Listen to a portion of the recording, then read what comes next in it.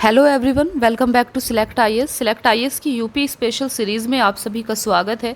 Friends, आज की class में हम डिस्कस करेंगे मध्यकालीन उत्तर प्रदेश का इतिहास। आपको बता दें कि मिडिवल हिस्ट्री, यूपी की मिडिवल हिस्ट्री की ऑलरेडी एक क्लास आपकी आ चुकी है और आज आपकी दूसरी क्लास है।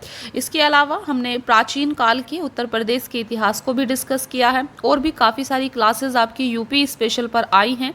तो फ्रेंड्स, अगर आप इस चैनल पर नए हैं तो आपको इसी चैनल पर जाकर यूपी स्पेशल की प्लेलिस्ट को देखना है, जहां पर आपको सारी क्लासेस इजीली मिल जाएंगी। तो आज की क्लास में हम डिस्कस करेंगे मध्यकालीन उत्तर प्रदेश का इतिहास। चलिए फिर शुरू करते हैं। देखिए, आज हम यहाँ से आपका स्टार्ट करेंगे उत्तर मध्यकाल से रिलेटेड महत्वपूर्ण बिंदु। यहाँ पर हम टू द पॉइंट आपके एग्जाम के पॉइंट ऑफ व्यू से चीज़ों को डिस्कस कर रहे हैं। देखिए, 1707 ईस्वी से 1757 ईस्वी तक वर्तमान उत्तर प्रदेश में 5 स्वतंत्र राज्य स्थापित हो चुके थे।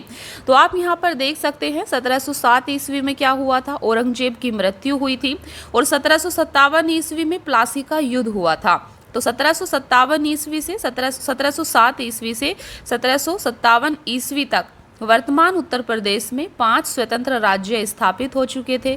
मेरठ तथा बरेली के उत्तर में नाजिब खान नामक पठान नेता का राज्य था। दोआब क्षेत्र में रुहेलों के अंतर्गत रुहेलखंड राज्य स्थापित था। इसके अलावा फर्रुखाबाद के बंगस पठानों के अंतर्गत मध्य दोआब का राज्य स्थापित था। अवध एवं पूर्वी उत्तर प्रदेश के जिलों पर अवध के नवाब का शासन था। तो आप यहाँ पर देख सकते हैं अवध और पूर्वी उत्तर प्रदेश के जिलों पर किसका शासन था, अवध के नवाब का। बुंदेलखंड क्षेत्र पर मराठों का आधिपत्य था। तो ये चीज यहाँ पर आपको याद रखनी है।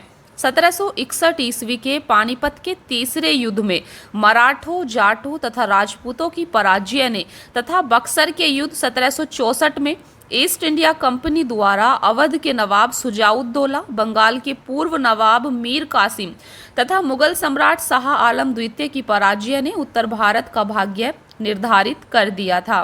1765 ईस्वी में अंग्रेजों एवं मुगल शासक शाह आलम द्वितीय के बीच इलाहाबाद की संधि हुई थी। आपको याद रखना है इलाहाबाद की संधि कब हुई थी, 1765 ईस्वी में। किस किस के बीच हुई थी, अंग्रेजों एवं मुगल शासक शाह आलम द्वितीय के बीच इलाहाबाद की संधि हुई थी। इसके अलावा अभी आपने देखा कि पानीपत का तीसरा युद्ध कब हुआ था, 1761 ईस्वी में। इन डेट को आपको याद रखना है। बक्सर का युद्ध कब हुआ था, 1764 ईस्वी में। चलिए आगे बढ़ते हैं। तो 1765 में इलाहाबाद की संधि हुई। 1765 ईस्वी से 1772 ईस्वी तक शाह आलम अंग्रेजों के संरक्षण में इलाहाबाद में रहा। 1772 ईस्वी में वह मराठों के संरक्षण में दिल्ली पहुंचा।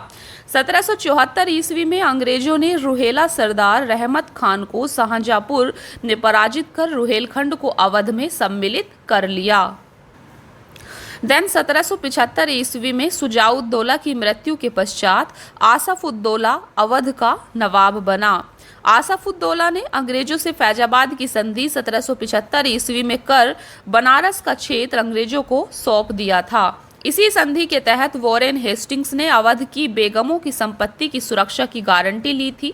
आसफउद्दौला ने मुहर्रम बनाने के लिए लखनऊ में बड़ा इमामबाड़ा का निर्माण भी करवाया था। तो इसे आपको याद रखना है। लखनऊ बड़ा इमामबाड़ा कहाँ पर है, ये आपका लखनऊ में है। और लखनऊ में बड़ा इमामबाड़ा का निर्माण किसने कराया था, तो ये थे आपके आसफउद्दौला। आसफउद्दौला ने मुहर्रम मनाने के लिए बड़ा इमामबाड़ा का निर्माण कराया था लखनऊ में।